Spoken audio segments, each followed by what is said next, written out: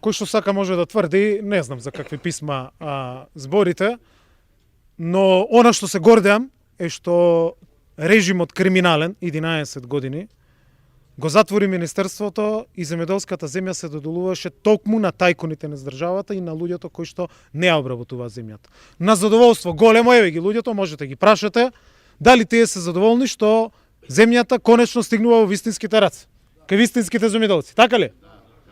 И тоа е промената на политиката.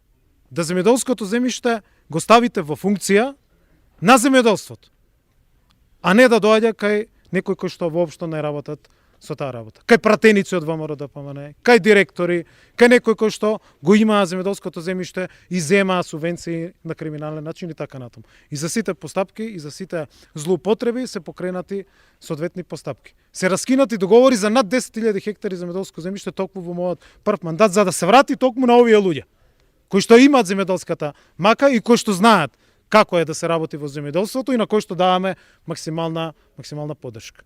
Склучивме огромен број на договори и над 10.000 хектари се вратени во раците на вистинските земјоделци. Е тоа е најголемата гордост да одработите за земјоделците и за државата и за оваа татковина. Значи нема пренамена на земјоделско во градиве. Пренамените се тековна работа која што во Министерството се уредени низ законска постапка, има закон, има постапки, има процедури и за сите работи по барање на општини, по барање на останати правни субјекти, низ законита постапка. Има промени, пренамени на земјоделско земјиште и тоа не е ништо чудно. И такви се огромен број. Имаше над 600 предмети во периодот од 2017 година кога влегов во Министерство, претходно биле чувани низ разни процедури во фиоки како предмети и така натаму на незаконит начин. Така да се она што е работено е во функција на развојот на земјоделството и во функција да земјоделското земјиште го имаат вистинските земјоделци, нешто за кое што денеска се гордееме, кога велиме дека имаме само за една недела подпишано нови 900 договори и со тие политики ќе продолжиме.